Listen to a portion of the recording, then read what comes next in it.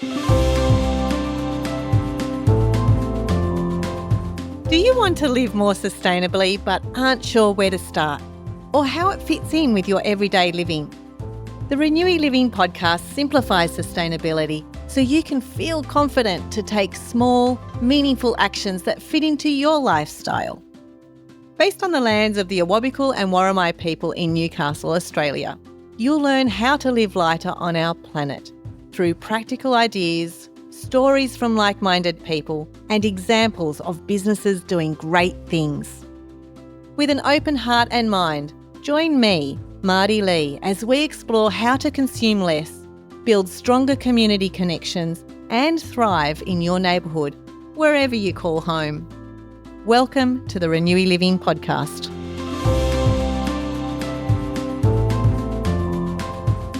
Hello, I'm Marty Lee and welcome to the ReNewy Living Podcast. In this episode, I'm joined by Yvie Scott, fashion entrepreneur and founder of Aware, the social design project. Yvie launched this fair trade business to create meaningful change through ethical fashion and social justice. We explore why supporting communities is her absolute passion and how when you support fair trade, you too can inspire meaningful change. My name is Yvie Scott. I'm a social entrepreneur. I founded Aware, the social design project in 2012. It is a business that is about changing people's lives who live in countries that don't have a welfare system. Yeah, I wanted to be a voice for those who didn't have a voice. Yvie, can you describe for us just briefly what is fair trade? Fair trade is a business model that is about putting people and planet before profit. It started and it still is a model that is about creating dignified employment as a poverty solution. It is 10 principles and it cannot be claimed to be fair trade without all 10 principles being met. So a lot of people think that fair trade is fair pay, safe working conditions and no child labour. Fair trade is making the people that are the producers, they're a part of this movement too. So once they've been helped out of poverty, they are then looking for other marginalised people to train and to be a part of the movement. It is about capacity building and advocacy for fair trade. That's one of the principles. And principle 10, that is being sustainable, being environmentally friendly. And yeah, freedom of association and no discrimination. And the key one is transparency. That's the one when people aren't willing to share who their facility is, or if they don't know the information, then yeah, there's questions. So the 10 principles, we'll put those in the show notes for everyone to look at. What kind of services or products do you provide for your business? I sell clothing. Fashion was where it all started. It's like a can of worms. You realise that fair trade can be anything. So I sell homeware, jewellery, even upcycled pieces of fabric, now being more involved with the circular economy, and even tourism, getting people to come in and go and visit the production facilities that I work with so that people can see that there is a tangible difference, and businesses that do it want to show what we're doing because, yeah, we're a movement and want to inspire other people to do it and to see what's being done. What do you mean by tourism? For example, with the production facility that I worked with originally in Lucknow, India, we had university students from UTS go and visit. It, of course, is to show the amazing work that's being done there, but there's also the hope that these students will see the impact that they can have by choosing a facility like that. The other really good example is Global Mamas. Global Mamas is, for me, the benchmark of fair trade. It's lots of independent fair trade microfinance businesses. In the last 20 years, it's grown to a point where the fair trade is the actual tourism part. So you can go on to Global Mamas and organise to go over there and see the dyers, see how the fabric's being made, see how the whole system works. Global Mamas is the non-for-profit organisation which distributes, and those who provide the goods for Global Mamas have their own business. When you buy a garment, you can actually turn the tag over and you'll see two names on there, and it will be the name of the owner of who's sewn the product and the person who's hand batiqued the product. So someone is doing the fabric production and the other one is the sewer. The people who have the businesses are also paid to have visitors go on site. With Global Mamas, like in my time of being with them, it's been starting with adverse poverty to becoming even wealthy people within their community. They're then a part of the fair trade movement. They're looking for people who are marginalised. They're training them and letting these people who come on board learn how to have their own business. It is a whole capacity making project. They're also the eco warriors of their community. It is all organic cotton. They use all the bits and pieces to make upcycled products from all of the remnants. So a lot of new businesses have come from that, like homewares and jewellery making. The jewellery is made from discarded bottles. And yeah, you can go onto their website, read all of their stories and go and visit to see how the model, because they are, as I said, the benchmark of fair trade. You can go and see how it actually works and the impact that it has made in so many places in South Africa. You've just touched on so many elements of transparency and why fair trade is important in our global economy. Let's go right back to your beginnings, because I can already hear how passionate you are about fair trade. But what inspired you to combine the fashion that you sell now and the social justice all into the one business idea? Yeah, well, for me, fashion has always been important to tell my story, who I am, and to also help me connect with other people around me. I mean, as a teenager, I was already anti-establishment. So I would wear band T-shirts, baggy pants and Vans, and that was my way to fit in my subculture. And then out of uni, in around 2007, I worked for an environmental consultancy company. And there I saw how Western companies just exploit the resources and the marginalised people, the producers. It made me so angry seeing that. And that was the point when I decided I don't want to support companies like that anymore. I want to tell that story with what I'm wearing. And back then there wasn't much at all. Then a couple of years later from that, around about 2010, a lot of life circumstances, particularly with my best friend who was losing her battle with cancer, the whole meaning of life question came into play. And it was, what do I want my life to be? And I needed it to be about having a legacy. And at the time, she was on board. She was a part of this plan. And fashion was a no-brainer because there had to be other people like me who wanted to find something that would tell their story. You know, fashion is intertwined with social injustice, politics, ecological destruction, and sexism. And it helps a lot of people. I mean, 75 million people work within the factory end of fashion production, and that's like 3 times the population of Australia. It's a big area where you can make a difference. Then what actually solidified that I could do it as a business was in my exploration of the idea of having a business.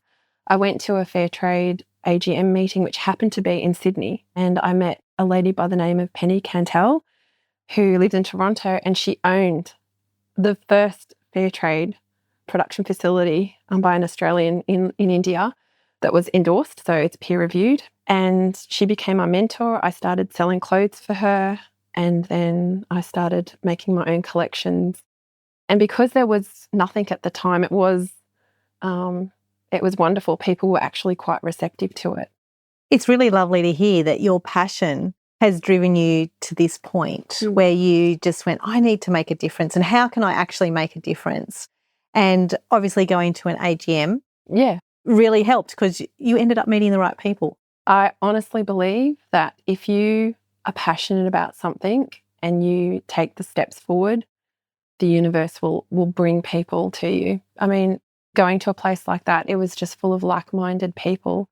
The universe was saying, particularly because Penny lives just down the road, this is meant to happen. So now your business has grown substantially from that and you've got a really good following. I would say 2014 was the year when my business exploded, and that was after the Rana Plaza factory collapse, and there was a lot, and the True Cost documentary was out at the time. Just briefly touch on the Rana Plaza again. So in 2013, in Bangladesh, a factory, it is the largest disaster within the textile industry. It killed over 1,000 people, and it brought to the forefront how terrible the fashion industry is and how exploited the manufacturers are. It was what created the fashion revolution movement. Two designers were so confronted by what had happened because the workers were saying the buildings cracked and they weren't being listened to. And it still goes on. It just brought it into the limelight. And for a brief moment, it was what was fashionable. And yeah, in that 2014, 2015, I was making collections, selling all through Australia, doing trade shows in Melbourne and in Sydney. And it was, wonderful. I wouldn't say that I've grown now. I've contracted, I guess, like everyone has in this economic climate. But that is also due to the fact that fast fashion and many other businesses have tuned in that customers do care. Customers really do care. The fashion world has mastered the greenwashing and the social washing aspect, and there are apps and guides which are great because it does create the conversation, but they only measure what people promise to do, whereas the fair trade movement has actually declined significantly. Wages have gone down 11% since the pandemic. Fair trade has collapsed pretty much all over the world when it comes to, like, we don't have Oxfam here anymore in Australia.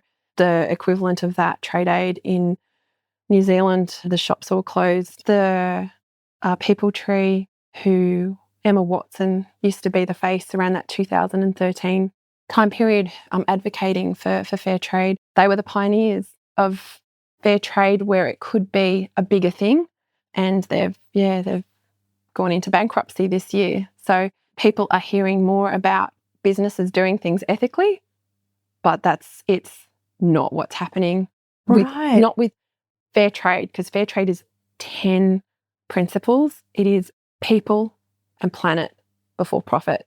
Yeah. And people don't understand that, I think, anymore. Are you saying that the demise or the decline of fair trade of consumer behaviour is due to the fact that large multinational businesses with fast fashion have got so good with their marketing that people are now trusting that than going into fair trade? I think it's a combination of, yes, it is definitely that, and it's also any designer who's working in fashion is telling the story that they are doing things ethically. And I think it's fantastic. Like, in that regard, it has come a long way. But then when you look at the research of only 1% of all brands in the whole world will disclose how many people are getting a living wage. And then when you think of that 75 million factory workers, less than 2% earn a living wage. That is the stat. That's what's happening. Someone's not telling the truth. And that's why fair trade is so important, because fair trade is, and when I say fair trade, when someone says fair trade, capital F, capital T, it means they have been peer reviewed. They have to qualify and quantify what they are actually doing, and it's transparency. Everything has to be transparent. So let's go back to the transparency and ethically. What does ethically really mean? For many people, I think it's not I think the word ethical, it means so much to the consumer, but without having anything to back it, it's nothing. Ethical is just a word unless it's backed up with something substantial. And I think that's the key thing that people need to look at. When you're looking at business websites, like there might be happy pictures of people making things, and then the claim, we look after our workers, we follow the fair trade principles. If they really do, one of those 10 principles is advocacy. Why are you not a part of the fair trade movement? Yes, being a part of the actual movement is one key thing. It's one of the 10. To show consumers that you are truly doing what you mean? So transparency is key. I guess that's the difference between like ethical could be 1 or 2 or 3 of the principles. Fair trade, it has to be the 10. And that's why it's such an important revolutionary business model, because it is about creating social equity, helping someone out of poverty. But then those people who are helped up, then they help someone else. So it's this ripple effect of change. And I believe in it so passionately. So yeah, till the day I die. You're so passionate about it that now you're on the executive committee since 2023 of the Fair Trade Association of Australia and New Zealand. Yeah, we have only 10 endorsed fair traders at the moment. I feel that I need to make sure that those businesses are protected. These are Australian businesses making a massive difference, because I have seen it in decline across the world. I did not want it to fall apart anymore within Australia. We need to keep this movement. We live in a country in privilege, and I want to support those businesses that are doing the right thing and are being endorsed, which means that they're being peer-reviewed. They are presenting evidence of all of the 10 principles, that they're actually meeting the requirements to help get people out of poverty and provide dignified employment. And it's something to be so proud of that we have Australian businesses doing that. We have only 10. And yeah, so that's why I'm on the executive committee, because I want to do whatever I can and share my expertise and mentor those businesses and lift them up as much as I can. What are some of the misconceptions about labour practices in the fashion industry, and how does fair trade actually address that? Well, the misconception is, I think, because there has been so much publicity about there being an issue, that people think that it's been addressed. There's also been many laws that have been improved in countries. So again, people think that it has been addressed. However, the countries where these laws have been improved, they don't have the infrastructure. The people are struggling so much and are so marginalised, they're scared to speak out. So it cannot be enforced. That is not the solution. You just have to look again at the statistics. A recent one that was done by Sheffield University found that the wages have dropped by 11%. These are wages where they're already not earning a living wage. In Bangladesh, 91% of Bangladeshi workers struggle to afford enough food and to look after their families. It is still a massive problem, and it's being forgotten about. And the article that I'm looking here for facts, it was published on the 9th of September 2024, and it was during Fashion Week in New York. And the constant thing is like, no one's talking about it anymore. So people are forgetting, they're thinking that it's been addressed.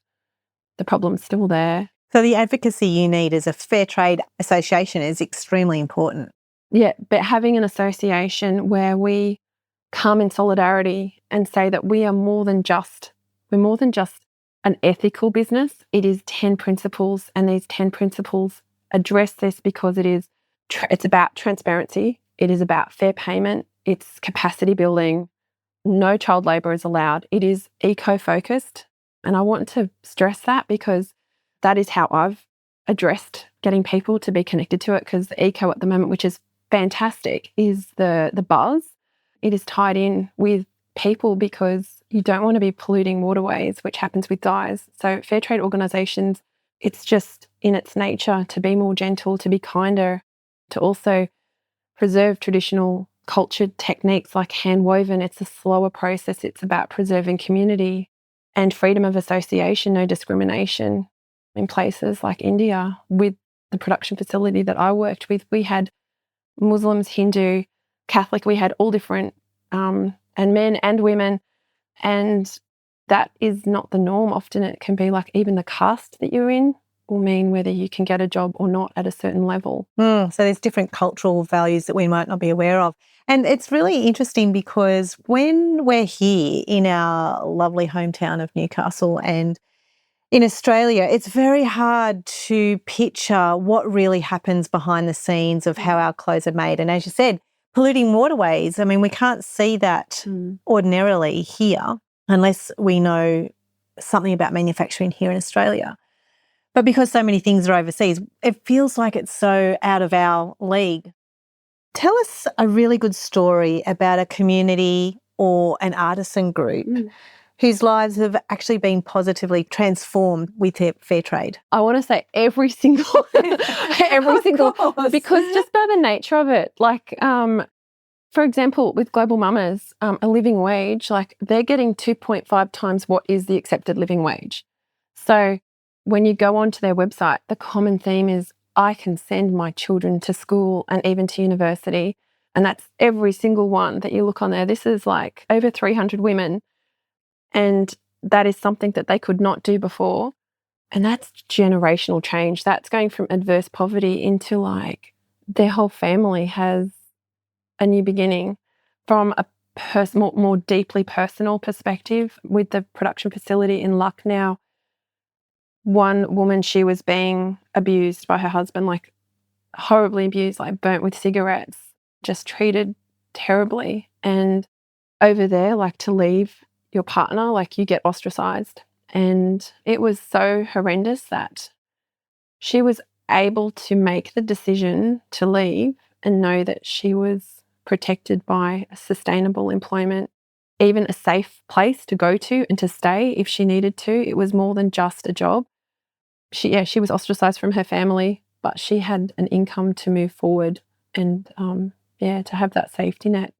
That sounds really heartfelt and something that's just so important that we've got many support services here in Australia for situations. They don't have it at all. There is no, and I think that was so confronting to me.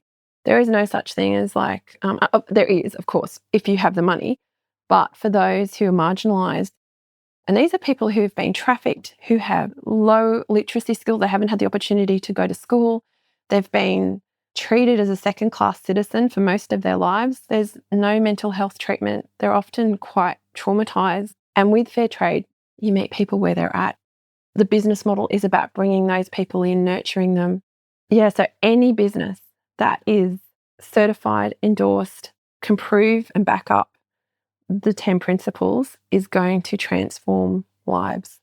How do people respond to advocating for fair trade and social justice in other countries when it can also be an issue here on home soil? Yeah, and it is at the moment. I mean, we're all struggling, and that is, it's very difficult at the moment. And just this year, like I've done a market where I didn't sell a thing, and it was because people are struggling to make ends meet, and it is difficult.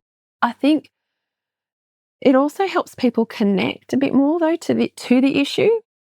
So perhaps they may not be able to have the money now to support it, but I think, and this is my hope because I have done a lot of markets in Sydney, people still want to help, but their price point has reduced a lot because there's fair trade organisations where they bring in different fair traders to support it. They want to support it. It's just harder at the moment. And I think in the future, possibly this could be a good thing, even though it is really hard at the moment and fair trade is struggling.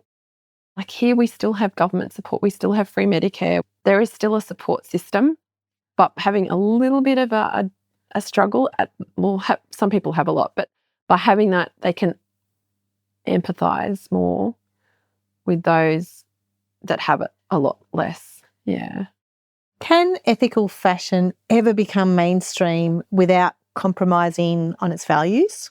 If a business is pursuing a profit and they are choosing suppliers and producers based on what will be the business that will help them get the biggest profit margin, absolutely not. Like I've seen too many try.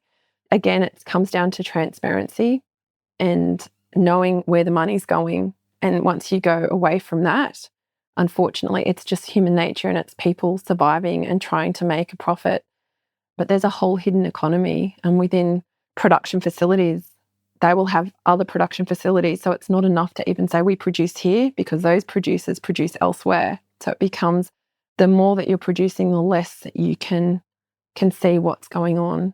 Yeah, I mean, that's one of the big downsides of massive businesses and organisations. There's less transparency, there's less ways that you can track things, but by having smaller businesses, you can see it. Yeah, and you're also connected to your makers. When I was doing collections in Lucknow, I used to sit and even go out for lunch I tried to make sure I went out with most of them there to get to know them and to really see like the impact that what I was doing was having. So you're invested in their lives. Like, like in the Lucknow facility, there were 2 girls who had cancer at different periods. You're invested. You want to do something about it. And I think the bigger that you go, you don't know them, so you're not as invested. It's just the nature of what happens with a bigger business.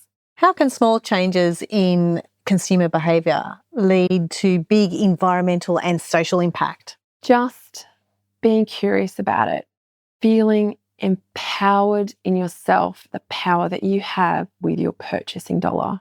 When you look at something, don't look at value as being something where you get a bargain. Look at value in, when I buy this is what I'm changing.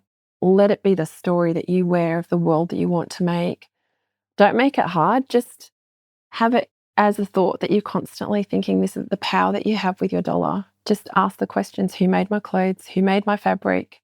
And what impact, what difference will this make with every purchase that you make? So it's not just a thing. And then, there's a saying, love clothes last. So it's also an environmental thing. If you buy something like the dress I'm wearing today, I've had this 5 years, but it's made by Global Mamas. I know, like, I love this dress. I know that it's been hand batiqued by someone.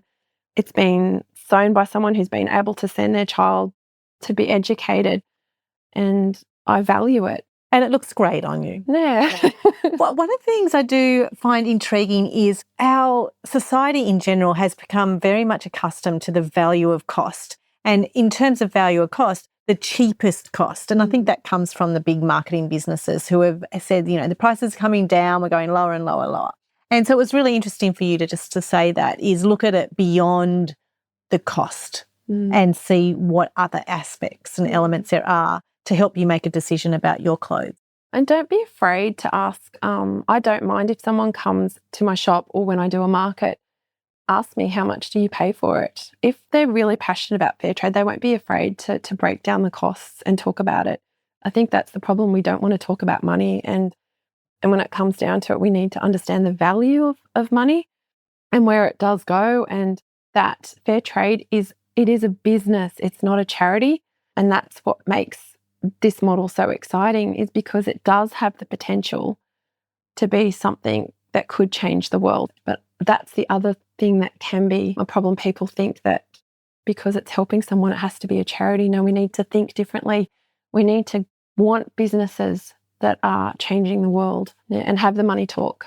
Fair trade is a movement. I guess they put what their idea of what fair means, whereas fair trade, it is a business model, 10 principles, and you must be able to prove, not say that you're going to do it, you must prove that you are doing it.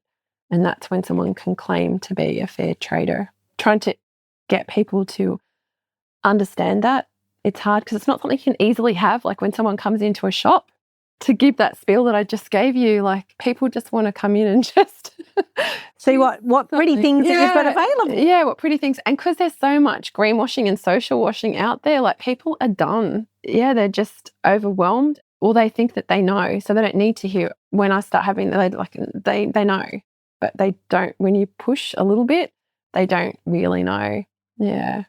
And your education and your conversations to everyone you come across is so valuable. I hope so. I hope it's not too. I'm very passionate about it because it is a model that has changed so many lives. I guess the challenge is to just meet people where they're at and be okay with where they're at and just try to plant a little bit of a seed in there. Thank you, Yvie, so much for your time today, not only for your time and information all about fair trade and social justice, but also putting your money where your mouth is. And your financial support for this episode has been well received and much appreciated. So thank you so much for that, Yvie. Darling. Thank you. Thank you for having me and letting me be, to have a voice, because advocacy is about talking about it and having that conversation. Thank you so much for tuning in to this episode of the ReNewy Living Podcast. I hope you're feeling more confident about taking a localised and actionable approach to living sustainably. If this episode has inspired you to take simple action, please follow the ReNewy Living Podcast so you can catch every episode. We'd love it if you could share this episode with your friends. It's a great way to spread the word and help more people join the conversation about living sustainably. You can even send me an email with the episode that really made it for you. Hearing your positive actions for change helps me understand how these stories work within our shared communities. Head over to my website, renewyliving.com.au, for the show notes and blog posts from this episode. I look forward to sharing more stories from the people of Newcastle as we delve into our community's diverse social and environmental practices for positive planetary change from a localised perspective.